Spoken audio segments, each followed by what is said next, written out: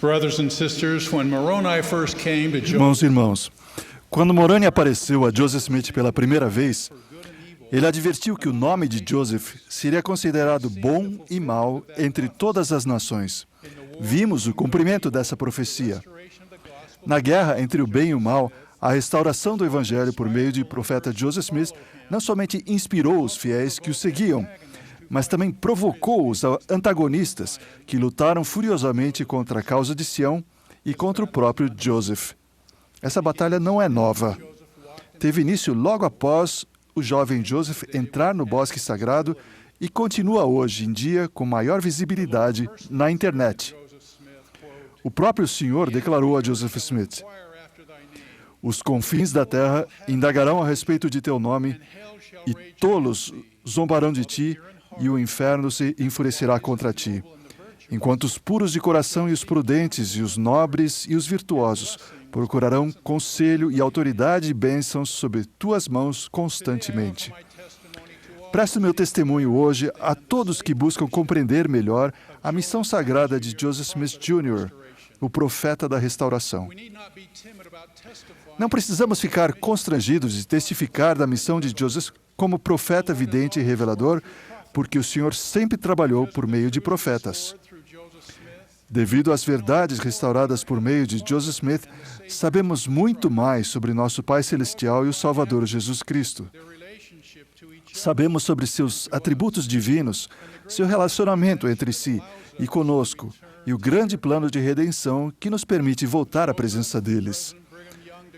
Falando sobre Joseph, o presidente Brigham Young declarou: "Foi decretado nos conselhos da eternidade, muito antes de serem lançados os fundamentos da terra, que ele, Joseph Smith, deveria ser o homem na última dispensação deste mundo, a revelar a palavra de Deus ao povo e receber a plenitude das chaves e o poder do sacerdócio do Filho de Deus.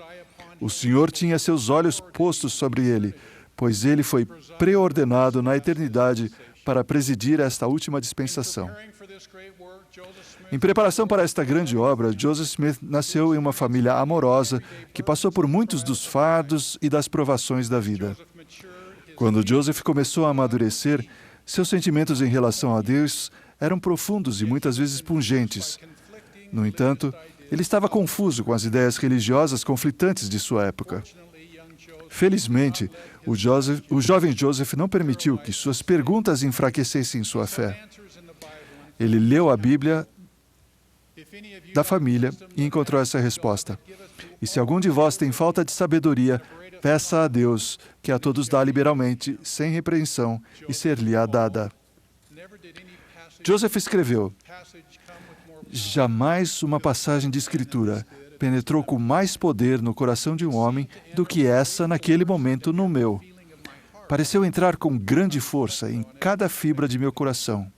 Refleti repetidamente sobre ela." Com fé singela, Joseph agiu de acordo com esses sentimentos espirituais. Ele encontrou um lugar afastado, ajoelhou-se e começou a oferecer a Deus os desejos de seu coração. Há muito poder na descrição de Joseph sobre o que aconteceu.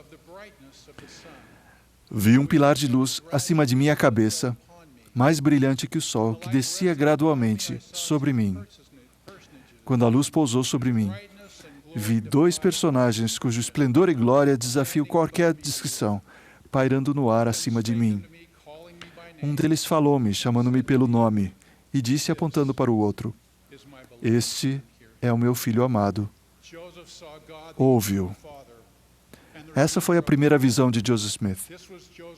Nos anos que se seguiram, Joseph traduziu o livro de Mormon pelo dom e poder de Deus. Inúmeros outros seres celestes o visitaram, restaurando as verdades e a autoridade que haviam sido perdidas por séculos. Essas comunicações divinas de Joseph Smith abriram as janelas do céu e as glórias da eternidade à nossa visão. A vida de Joseph é um testemunho de que, se qualquer um de nós tem falta de sabedoria, podemos pedir a Deus, com fé, e receber respostas, às vezes de seres celestes, mas com mais frequência por meio do poder do Espírito Santo, que fala a nós por meio de pensamentos e sentimentos inspirados. e por meio do Espírito Santo podemos saber a verdade de todas as coisas. Para muitos de nós, um testemunho do profeta Joseph Smith tem início ao lermos o livro de Mormon. Li o livro de Mormon de capa a capa pela primeira vez quando era um jovem aluno do seminário matutino. Com minha imaginação ágil, decidi ler como se eu fosse Joseph Smith, descobrindo as verdades do livro de Mormon pela primeira vez. Isso causou uma influência tão grande em minha vida que continuo lendo o livro de Mormon dessa forma. Frequentemente sinto que isso aprofunda minha gratidão pelo profeta Joseph e pelas verdades restauradas nesse precioso livro. Por exemplo, imagine os sentimentos de Joseph enquanto traduzia as passagens sobre o batismo para a remissão dos pecados. Joseph, que havia sido comunicado que não se filiasse a nenhuma das igrejas existentes, certamente tinha perguntas sobre essa ordenança de salvação. Suas perguntas o conduziram mais uma vez a orar, e essa oração resultou na visita de João Batista, que restaurou o sacerdócio arônico e a autoridade para batizar. Ou pense em como Joseph deve ter se sentido quando soube pela primeira vez que Jesus Cristo visitou o povo do hemisfério ocidental, que ele os ensinou, orou por eles, curou seus doentes, abençoou suas crianças, conferiu-lhes a autoridade do sacerdócio e administrou o sacramento a eles. Joseph talvez não tenha percebido isso na época, mas o que ele aprendeu sobre as ordenanças e a organização da Igreja Primitiva de Cristo preparou-o para posteriormente ajudar o Senhor a restaurar essa mesma igreja na Terra. Durante a tradução do livro de Mormon, Joseph e sua esposa Emma lamentaram a morte de seu bebê. Naqueles dias, os pregadores ensinavam frequentemente que as crianças que morriam sem batismo estariam condenadas para sempre. Com isso em mente, imagine como Joseph se sentiu ao traduzir estas palavras do profeta Mormon. Criancinhas não necessitam de arrependimento nem de batismo. As criancinhas estão vivas em Cristo desde a fundação do mundo.